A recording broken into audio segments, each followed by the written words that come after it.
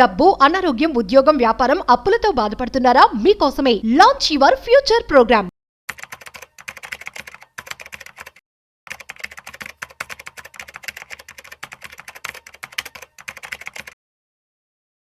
Mutual funds investment చేసి 10 సంవత్సరాల్లో కోటీశ్వరులు అవ్వడం ఎలా? అసలు మ్యూచువల్ ఫండ్స్ ఇన్వెస్ట్మెంట్ చేసిన తర్వాత ఎంత పేషెన్స్తో, ఎంత కేర్ఫుల్గా ఉండాలి, ఎంత సిస్టమేటిక్గా ఉండాలి? అసలు కోటీశ్వరులు ఒక 10 సంవత్సరాల్లోనే అయ్యే ఛాన్స్ ఎలా ఉంటుంది? అసలు అవుతారా లేదా? ఈ విషయాలన్నీ కూడా మనం వెల్లి చక్రధర్ గారితో అడిగి తెలుసుకునే ప్రయత్నం చేద్దాం. సో హాయ్, హలో, నమస్తే, welcome to business buzz with Rajiv Pasupuleti on Suman TV. Hi sir, నమస్తే. నమస్తే. యా సార్, క్వశ్చన్ విన్నారు కదా. సో ఇప్పుడు మ్యూచువల్ ఫండ్స్లో ఇన్వెస్ట్మెంట్ చేసి కోటీశ్వరులు అవ్వచ్చా అంటే ఏమంటారు? అవ్వచ్చండి, కాకపోతే ఒక చిన్న కండిషన్ ఉంది. Long term. ఎప్పుడైతే లాంగ్ టర్మ్ గా మనం వెయిట్ చేస్తామో వాళ్ళకి రిటర్న్స్ అయితే వస్తాయి. ఇప్పుడు మనకు ఎగ్జాంపుల్తో చెప్తా. అసలు ఇప్పుడు చూడండి, ఫర్ ఎగ్జాంపుల్ ఒక 100 కంపెనీస్ స్టార్ట్ అయినాయి అనుకోండి. 100 కంపెనీస్ స్టార్ట్ అయినప్పుడు చిన్న చిన్న కంపెనీస్ అవన్నీ స్మాల్ క్యాప్ కింద అనుకుంటాం. బిలో 100 crores కూడా ఉంటుంది. సో అలాంటి ఉన్న 100 కంపెనీస్ లో నుంచి, లార్జ్ క్యాప్ కంపెనీస్ లోంచి ఒక 8 years వెయిట్ చేస్తే మనకి అందులోంచి ఒక 40 కంపెనీస్ మాత్రం మిడ్ క్యాప్ కింద కన్వర్ట్ అవుతాయి. అంటే స్మాల్ క్యాప్ నుంచి మిడ్ క్యాప్ కింద కన్వర్ట్ అవడానికి 8 years పడుతుంది. 8 years లో అవుట్ ఆఫ్ 100 మనం మాట్లాడుకున్నట్లు విప్రో, టీసీఎస్. సో మనకి ఈ 100 లోంచి 40 కంపెనీస్ మాత్రమే మిడ్ క్యాప్ కింద కన్వర్ట్ అయినాయి. అంటే రిమైనింగ్ 60 పరిస్థితి ఏంటి? రిమైనింగ్ 60% కంపెనీస్ పరిస్థితి ఏంటి అంటే కొన్ని కంపెనీస్ అక్కడే ఉండొచ్చు స్మాల్ క్యాప్ లాగా, కొన్ని కంపెనీస్ వానిష్ కూడా అయిపోవచ్చు. సో అలా 40 companies after 8 years mid cap కింద కన్వర్ట్ అయిన తర్వాత అక్కడి నుంచి ఇంకో 7 years కి లార్జ్ క్యాప్ కింద మారుతాయి. మళ్ళీ 40 మారుతాయి అంటే మారు. అందులో కేవలం 10 కంపెనీస్ మాత్రమే లార్జ్ క్యాప్ కింద కన్వర్ట్ అవుతాయి. అంతే, 10 నాట్ 20. 10. సో రిమైనింగ్ 30 కంపెనీస్ పరిస్థితి ఏంటంటే అవి ఇంకా మిడ్ క్యాప్ లానే ఉండిపోవచ్చు, లేదా మిడ్ క్యాప్ నుంచి స్మాల్ క్యాప్ కూడా అయిపోయి ఉండొచ్చు, మేబీ డిసప్పేర్ కూడా అవ్వచ్చు. ఓకే. సో మీరు చూస్తే ఇక్కడ 8 years plus 7 years 15 years time ఉంది. అంటే ఎవరు కోటీశ్వరులు అవుతారంటే ఈ 100 కంపెనీస్ లోనే ఆ 10 కంపెనీస్ ఏవి అని కనిపెట్టిన వాళ్ళు. అంతే కదండి, సింపుల్ లాజిక్. అంటే మనం కనిపెట్టిన కంపెనీ స్టార్ట్ అయినప్పుడు మనం చేయాలి, అవగాహన ఉండాలి.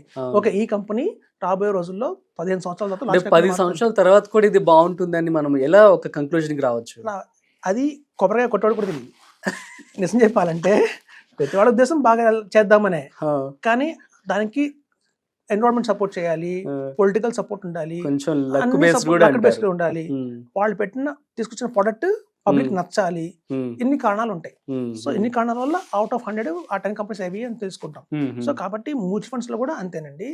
మనం చూస్తే 46 కంపెనీస్ ఆఫర్ చేస్తున్నాయి. ఒక్కొక్క కంపెనీ దగ్గర 20 ఫండ్స్ ఉన్నాయి. ఒక్కొక్క కంపెనీ దగ్గర 20 ఫండ్స్ ఉన్నాయి. 40 కంపెనీస్ అంటే 800 ఫండ్స్ ఉన్నాయి. మరి ఉన్న 800 ఫండ్స్ లో నుంచి మనం బెస్ట్ ఏవిని సెలెక్ట్ చేయడం చాలా కష్టం. చాలా కష్టం. ఇప్పుడు చూడండి, మనకి ఒక్కొక్కళ్ళు ఒక్కొక్క దాంట్లో చాలా బాగా రాణిస్తారు. కొంతమంది ఇప్పుడు మనం క్రికెట్ తీసుకుందాం, IPL బాగా వచ్చింది. కొంతమంది ఫీల్డింగ్ లో బాగా రాణిస్తారు, కొంతమంది బౌలింగ్ లో రాణిస్తారు, కొంతమంది బ్యాటింగ్ లో రాణిస్తారు. Team work. సో అట్లాగే కొన్ని ఫండ్ హౌసెస్ కాంట్రాలో బాగా రాణిస్తాయి, కొన్ని companies large and mid cap లో బాగా రాణిస్తాయి, కొన్ని కంపెనీలు స్మాల్ క్యాప్ లో రాణిస్తాయి. ఇప్పుడు చూడండి, ఒక మంచి స్మాల్ క్యాప్ చెప్పాలంటే నిప్పాన్ ఇండియా స్మాల్ క్యాప్ అని చెప్తాం. కానీ నిప్పాన్ ఇండియా దగ్గర ఫ్లెక్సీ క్యాప్ కూడా ఉంది. దాని గురించి చెప్పట్లేదు మీరు. నిప్పాన్ ఇండియా దగ్గర మల్టీ క్యాప్ ఉంది, దాని గురించి మీరు ఎందుకు డిస్కస్ చేయట్లేదు అంటే ఆ ఫండ్ హౌస్ స్మాల్ క్యాప్ లోనే బాగా రాణిస్తుందేమో. ఇప్పుడు పారాపెరిక్ ఫ్లెక్సీ క్యాప్ ఉంది. ఫ్లెక్సీ క్యాప్ చెప్పండి అంటే అందరూ పారాపెరిక్ ఫ్లెక్సీ క్యాప్ అంటారు. మరి వాళ్ళ దగ్గర లార్జ్ క్యాప్ ఉంది, స్మాల్ క్యాప్ ఉంది, మిడ్ క్యాప్ ఉంది. మరి మీరు ఎందుకు పారాపెరిక్ అదొకటే చెప్తున్నారంటే పైనియర్, వాళ్ళు మోనోపోలీ ఉండొచ్చు ఆ ఒక్క సెక్టర్ లోనే, ఒక్క దాంట్లోనే. సో అట్లా ఒక్కొక్క ఫండ్ హౌస్ దగ్గర ఒక్కొక్కటి క్రీమ్ ఉంటుంది అనమాట. ఫ్లాగ్షిప్ అంటారు. అంటే ఫ్లాగ్షిప్ అంటే ఇప్పుడు కొటక్ ఉంది, ఫర్ ఎగ్జాంపుల్ చెప్తారు. కొటక్ ఫ్లెక్సీ క్యాప్ చాలా బాగుంది అనుకోండి, మంచి నెంబర్ 1 లో ఉంది పొజిషన్ లో. వాళ్ళ కొటక్ ఫ్లెక్సీ క్యాప్ చూపించి అన్ని అమ్మేస్తారు. ఇది చూసారా మనం ఎంత రిటర్న్ ఇచ్చామో అని. రాబోయే ఫండ్స్ అన్నింటి కూడా అది. సో ఒక్కొక్క ఫండ్ హౌస్ దగ్గర ఒక ఫ్లాగ్షిప్ ఫండ్ ఉంటుంది. సో అట్లాంటి ఫ్లాగ్షిప్ ఫండ్స్ కనుక ఇన్వెస్ట్ చేసుకుంటే తప్పకుండా కోటీశ్వరులు అవుతాం. అలా కాకుండా మనం రాంగ్ చూస్ చేసుకుంటే మాత్రం ఫండ్ హౌస్ ని చూడకూడదు. ఆ ఫండ్ హౌస్ లో వాళ్ళు ఎందులో క్యాపబుల్ అంటే క్యాపబుల్ ఉంది, లైక్ స్మాల్ క్యాప్ లో వాళ్ళు నెంబర్ 1, మిడ్ క్యాప్ లో నెంబర్ 1, ఫ్లెక్సీ క్యాప్ లో నెంబర్ 1, అలాంటి వాటిలో ఎందులో నెంబర్ 1 అని చూసి మనం తీసుకోవాలి. ఇమేజ్ రీసెంట్ గా క్వాంట్ లాస్ట్ మనకి 3 years నుంచి బజ్ వచ్చింది, క్వాంట్ స్మాల్ క్యాప్ అని. సో క్వాంట్ స్మాల్ క్యాప్ బాగానే ఉంటుంది, కానీ క్వాంట్ లార్జ్ క్యాప్ పరిస్థితి ఏంటంటే లాస్ట్ 1 year రిటర్న్ మీరు తీసుకుంటే గూగుల్లో కొట్టి అన్నిటికన్నా లీస్ట్ పర్ఫార్మర్ ఏముందంటే క్వాంట్ లార్జ్ క్యాపే ఉంది. నెంబర్ 1లో మోతిలాల్ ఓస్వాల్ ఉంది. సో ఇలా చూస్తే మీకు ఏంటంటే ఒక్కొక్క ఫండ్ హౌస్ ఒక్కొక్క దాంట్లో పైనీర్. సో అట్లాంటి ఫండ్ హౌసెస్ లో మనం అట్లాంటి పైనీర్ ఉన్న ఫండ్స్ తీసుకుంటే మాత్రం ప్రతి వాళ్ళు కోటీశ్వర్లు అవుతారండి. కానీ అలా కాకుండా కన్ఫ్యూజన్ లో చాలా మంది మా దగ్గరకు వస్తారు. వాళ్ళ దగ్గరకు వచ్చినప్పుడు వాళ్ళ పోర్ట్ఫోలియో చూపిస్తే అందులో ఎస్బీఐ లార్జ్ క్యాప్ ఉంటుంది, SBI mid cap, SBI small cap, అన్ని ఎస్బీఐ ఉంటాయి. కొంతమంది హెచ్డిఎఫ్సి అంటే వాళ్ళకి ఏంటంటే మేము అడుగుతాం, సార్ మీకు బ్యాంక్ అకౌంట్ హెచ్డిఎఫ్సిలో ఉంది కదా, అర్థమైపోతుంది. అవునండి ఎలా చెప్పారంటే మరి అన్ని హెచ్డిఎఫ్సి అని మీ దగ్గర కొటక్ లేదు, అలా కొటక్ బ్యాంక్ వెళ్ళారు అనుకోండి. సో మీకు ఎక్కడ అకౌంట్ హోల్డర్ అయితే మీరు ఆ కంపెనీనే తీసుకున్నారు తప్ప వేరే కంపెనీస్ మీరు తీసుకోవట్లేదు. సో అలా చేయడం వల్ల అంటే రిటర్న్స్ రావు, వాళ్ళు కొట్టేసి రావలేరు. To be frank with you, ఎందుకంటే మేము చూస్తున్న ఈ 20 ఏళ్ల అనుభవంలో ఈ నెంబర్ ఆఫ్ కొన్ని వేలలో 100లో ఫండ్స్ ఉన్నాయి, కానీ అందులో రిటర్న్స్ కోటీసులు చేసే ఫండ్స్ ఏవి ఉన్నాయంటే హార్డ్లీ తక్కువే ఉన్నాయి. అందుకే చాలా మంది ఇండెక్స్ ఫండ్స్, ఈటీఎఫ్స్ మీద వెళ్తారు.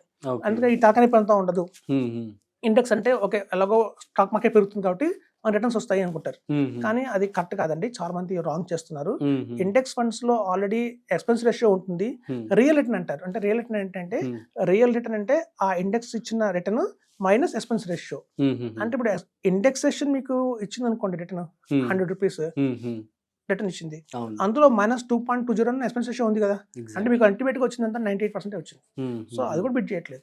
కాబట్టి ఇండెక్స్ ఫండ్స్ జోలికి వెళ్ళకండి, ఎందుకంటే ఇండెక్స్ మించి మీరు లాస్ట్ 20 years లో మిమ్మల్ని కోటీసులు చేసిన ఫండ్స్ ఏవి అంటే Nippon India growth fund, Franklin India prima fund, Aditya Birla front line equity, ఇవన్నీ డిఎస్పీ టాప్ 100, ఇవన్నీ కూడా మంచి ఫండ్స్.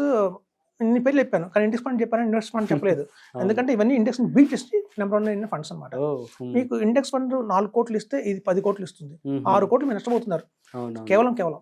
సో కాబట్టి చెప్పేది ఏంటంటే ఇండెక్స్ ఫండ్స్కి వెళ్ళకండి, బెస్ట్ పర్ఫార్మింగ్ యాక్టివ్ ఫండ్స్ తీసుకోండి, అవి మీకు డెఫినెట్ గానే కోటీసులు అవుతాయి. మనం మ్యూచువల్ ఫండ్స్ లో ఇన్వెస్ట్మెంట్ చేసినంత మాత్రాన మనం ఇప్పుడు ఐఐటి ఎగ్జామ్ రాసిన అందరూ ఐఐటి రావరు, మనం ఎంసెట్ రాస్తాం కానీ అందరూ బిటెక్ అవ్వరు. సో అట్లా రాస్తున్నాం ఎగ్జామ్ అంతే, కానీ బిటెక్ అవుతామా లేదా అనేది డిపెండ్స్. సో మ్యూచువల్ ఫండ్స్ మనం ఇన్వెస్ట్ చేసినంత మాత్రం కోటీసులు అయిపోం. ఏ ఫండ్స్ ఇన్వెస్ట్ చేస్తున్నాం, అది కరెక్ట్గా ఉన్నాయా లేవా అనేది ఆ పోర్ట్ఫోలియో చూసుకుంటూ ఉండాలండి ఎప్పటికప్పుడు. ఈవెన్ మీకు మంచి ఎగ్జాంపుల్ చెప్తాను, చాలా మంది లాంగ్ టర్మ్ కోసం ఇన్వెస్ట్ చేస్తారు. మీకు మంచి ఎగ్జాంపుల్ చెప్తాను, ఇప్పుడు మోతిలాల్ ఓస్వాల్ ఉంది. సో మోతిలాల్ ఓస్వాల్ లో చాలా బాగా పర్ఫార్మ్ చేస్తున్న టైంలో అందులో ఆశిష్ సోమయ్య అని ఫండ్ మేనేజర్ ఉన్నాడు. ఆశిష్ సోమయ్య ఫండ్ మేనేజర్ ఎప్పుడైతే రిజైన్ చేసి మోతిలాల్ ఓస్వాల్ రిజైన్ చేసి బయటకు మూవ్ అయ్యారో అప్పుడు కొంచెం డిప్ అయింది, because of the fund manager బయటకు వెళ్ళిపోవడం వల్ల.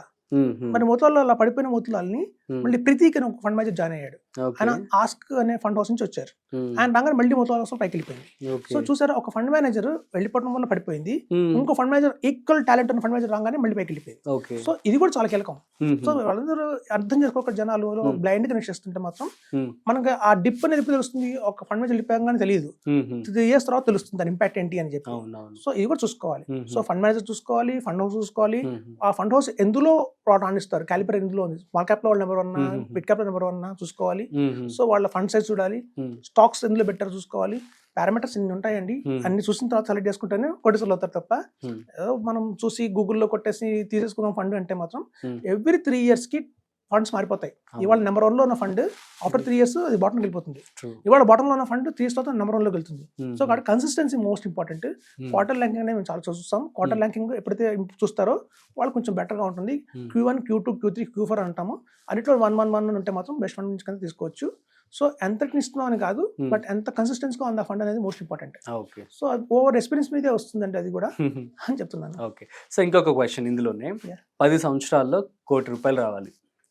ఈ రోజు ఎంత ఇన్వెస్ట్, ప్రతి నెల 10 సంవత్సరాలు ఇప్పటి నుంచి ఈ రోజు నుంచి మొదలు పెడితే ఎంత మినిమం ఇన్వెస్ట్మెంట్ పెడితే బెటర్? 50,000 రూపీస్ చాలండి. 45,000 50,000 రూపీస్ పర్ మంత్ మనం 50,000 పెడితేనే ₹1,00,00,000 వచ్చే ఛాన్స్ ఉంటుంది. అది కూడా 10 years లో. ఓకే, పక్కా 50? పక్కా. చాలా ఎక్కువనే చెప్పొచ్చు, అంటే లేట్ అయిపోయింది కాబట్టి. Okay, super sir, thank you so much. So guys, అర్థమైంది కదా. సో మీరు ఈ విధంగా మంచి మ్యూచువల్ ఫండ్స్లో సెలెక్ట్ చేసుకొని వాటిలో మాత్రమే ఇన్వెస్ట్మెంట్ చేసుకోండి. సో విన్నారు కదా. సో మీరు ఈ రోజు కనుక 45,000 నుంచి 50,000 కనుక పెట్టుబడి పెడితే 10 సంవత్సరాల తర్వాత మీకు ₹1,00,00,000 వచ్చే అవకాశం ఉంటుంది. సో ఇంకొంచెం లాంగ్ టర్మ్కి వెళ్తే కూడా ఇంకొంచెం తక్కువ మీరు ఇన్వెస్ట్మెంట్ చేసుకుంటూ వెళ్ళొచ్చు. సో ఇది అనమాట కంక్లూజన్. సో మరొక ఇంట్రెస్టింగ్ కంటెంట్తో మళ్ళీ కలుద్దాం. మీకు కనుక ఏమైనా డౌట్స్ ఉన్నట్లయితే ప్లీజ్ కామెంట్ చేయండి, మేము మీకు రిప్లై ఇస్తాం. Thanks for watching. This is Rajiv signing of.